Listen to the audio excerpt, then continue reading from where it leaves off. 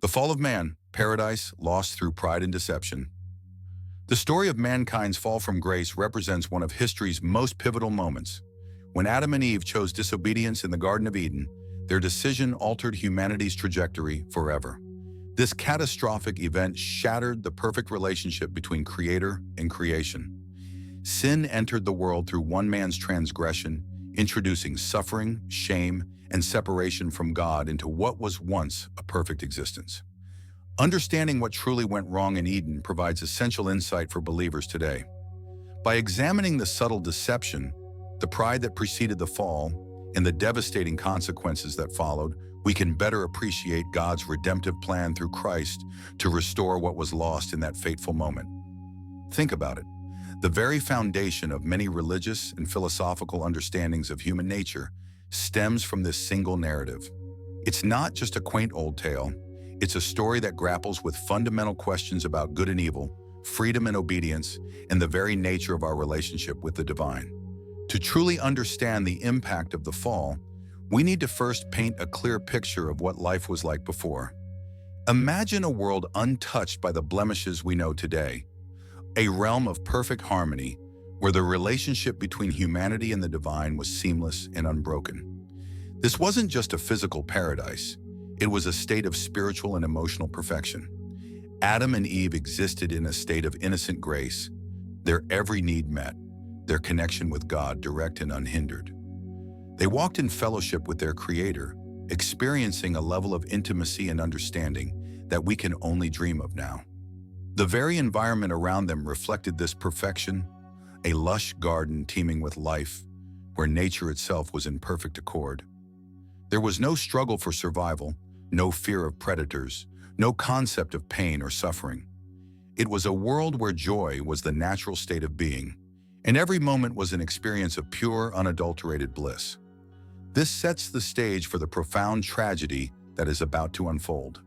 The higher the peak of perfection, the deeper the valley of the fall. The serpent's entrance, a subtle infiltration. But perfection, it seems, is a fragile state. Into this idyllic scene enters the serpent. Now, this isn't your garden variety snake.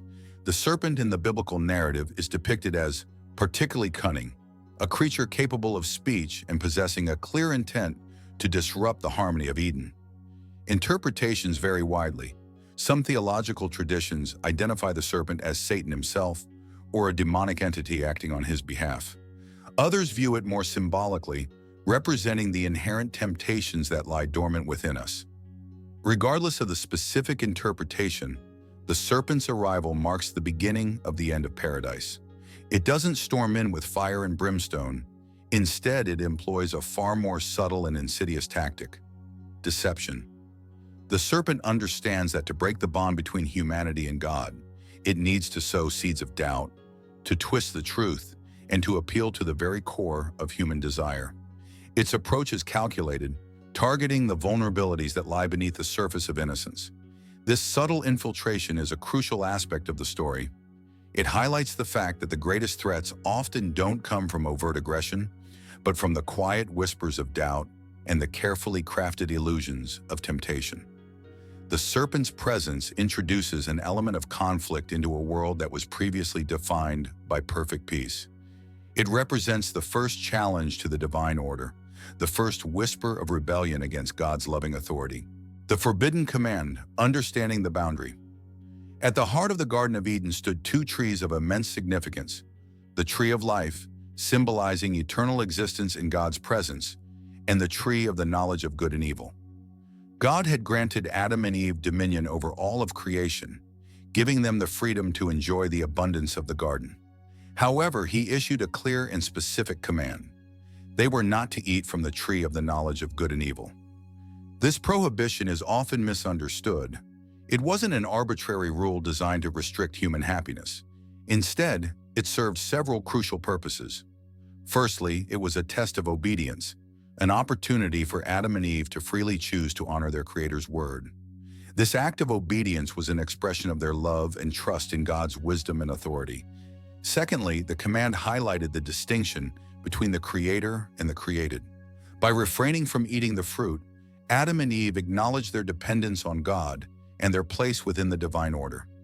They were not meant to possess the full spectrum of knowledge that belonged to God alone. This boundary was not meant to diminish them, but to protect them within their state of innocent dependence. The knowledge of good and evil, in their unfallen state, would have been a burden, a source of conflict and suffering that they were not equipped to handle. The command, therefore, was an act of loving guidance, setting a clear path for them to continue in their blessed existence. It underscored the importance of trust in the acceptance of divine wisdom, even when the reasons behind it might not be fully understood. The serpent's lie, the art of deception. This is where the serpent's masterful manipulation truly takes center stage. It approaches Eve, and its opening words are carefully crafted to sow the seeds of doubt and confusion. Did God actually say, "You shall not eat of any tree in the garden"? It asks. This is a subtle distortion of God's command, making it sound more restrictive than it actually was. When Eve clarifies, accurately stating that they are free to eat from any tree except the tree of knowledge, the serpent unleashes its pivotal lie. You will not surely die, for God knows that when you eat of it, your eyes will be opened and you will be like God, knowing good and evil. This statement is a direct contradiction of God's warning. The serpent doesn't just offer an alternative perspective, it outright denies the truth. Furthermore, it cleverly twists God's intentions, portraying him as being selfish and fearful of humanity's potential. The serpent suggests that God is withholding something good, something that would elevate them to his level. This is a powerful appeal to human pride and the innate desire for knowledge and autonomy.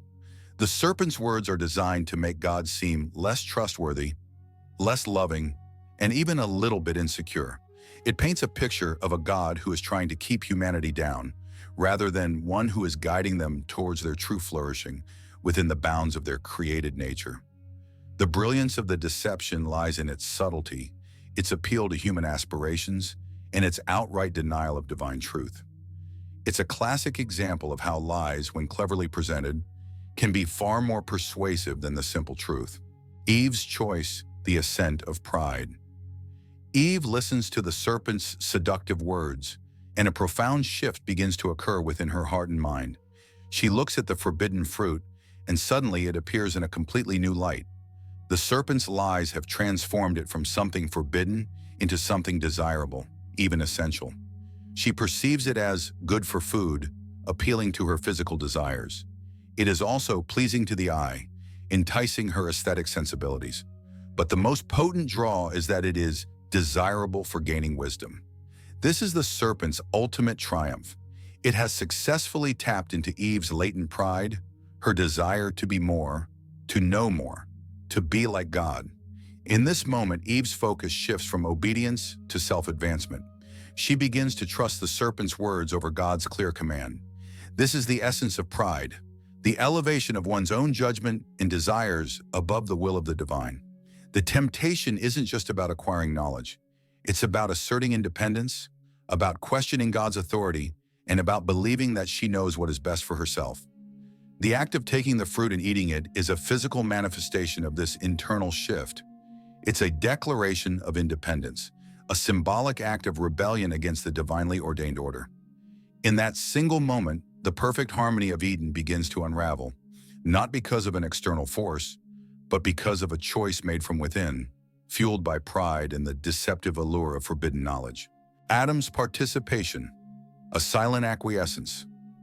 Following Eve's transgression, she offers the fruit to Adam, who is with her. The biblical narrative doesn't explicitly detail Adam's internal struggle or his reasoning in the same way it does with Eve. His decision to partake in the forbidden fruit is often interpreted in various ways. Some theological perspectives suggest that Adam's primary motivation was his love for Eve.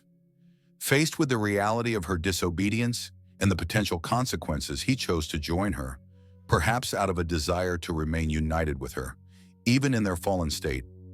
This interpretation highlights the strength of their bond and the depth of his commitment to her. Another perspective suggests that Adam, having been directly given the command by God, bore a greater responsibility. His decision to eat the fruit could be seen as a failure of leadership, a silent acquiescence to Eve's choice, rather than a principled stand in obedience to God. Regardless of his precise reasoning, Adam's action is pivotal. As the first man, his choice had profound implications for all of humanity. His participation in the transgression solidifies the act of disobedience and brings the consequences of the fall upon both of them, and by extension, upon all their descendants. It underscores the interconnectedness of their actions and the far-reaching impact of their choices. Adam's silence in the biblical account leaves room for interpretation, but his action undeniably seals the fate of humanity's initial state of perfection. The eyes are opened, the dawn of shame and fear. The immediate aftermath of their disobedience brings a stark and unsettling realization. Then the eyes of both of them were opened, and they knew that they were naked. This isn't merely the discovery of their physical nudity. It represents a profound shift in their awareness, a loss of their innocent perception of themselves and the world around them. For the first time, they experience shame, a deeply human emotion that signifies a sense of vulnerability and exposure. Their perfect harmony with each other and with God is shattered. They no longer see themselves as they were before, innocent and unblemished. Instead, they are confronted with their transgression and the weight of their disobedience. Their immediate reaction is to try and hide their newfound nakedness, sewing fig leaves together to cover themselves. This act is symbolic of their attempt to conceal their sin, to mask their vulnerability, and to regain a sense of control in a situation that is rapidly spiraling beyond their grasp. The ease and openness they once enjoyed in their relationship with God are replaced by fear and a desire to avoid His presence. The simple act of eating the fruit has unleashed a cascade of new emotions and understandings, fundamentally altering their relationship with themselves, with each other, and with their Creator. The opening of their eyes is not an enlightenment in the way the serpent promised, but a painful awakening to the reality of their fallen state, God's confrontation, accountability, and judgment. God, fully aware of their actions, approaches Adam and Eve in the garden. His question, "Where are you?" isn't born out of ignorance, but rather serves as an invitation for them to confess and take responsibility for their actions. However, instead of humility and repentance, God is met with defensiveness and blame-shifting. Adam points the finger at Eve, stating, "The woman whom you gave to be with me, she gave me fruit of the tree, and I ate." In turn, Eve blames the serpent, saying, "The serpent deceived me, and I ate." This lack of remorse and accountability further underscores the depth of their fallen state.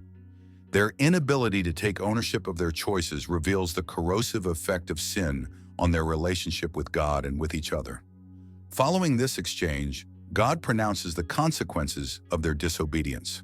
For the serpent, there is a curse of crawling on its belly and enmity between it and humanity. For Eve, there will be pain in childbirth and a struggle in her relationship with her husband. For Adam, the ground will be cursed, and he will have to toil and labor to produce food, ultimately returning to the dust from which he was created.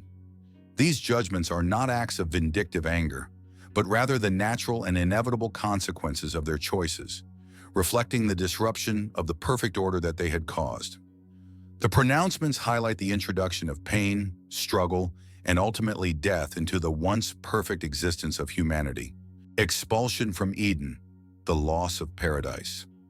The final and perhaps most poignant act in the narrative of the fall is the expulsion of Adam and Eve from the Garden of Eden. This isn't just a change of address, it's a symbolic and literal severing of their direct access to God's presence and the perfect, unblemished existence they had known. God places cherubim and a flaming sword at the east of the garden to guard the way to the tree of life, ensuring that in their fallen state, humanity would not have access to eternal life in their current condition. This act of expulsion signifies the profound loss that has occurred. They are banished from the realm of perfect provision, perfect harmony, and direct communion with their Creator, thrust into a world that will now be characterized by hardship, toil, pain, and ultimately death. The closing of the gates of Eden marks the end of an era, the end of humanity's initial state of innocence and grace. It's a powerful image of the consequences of disobedience and the irreversible nature of their choice.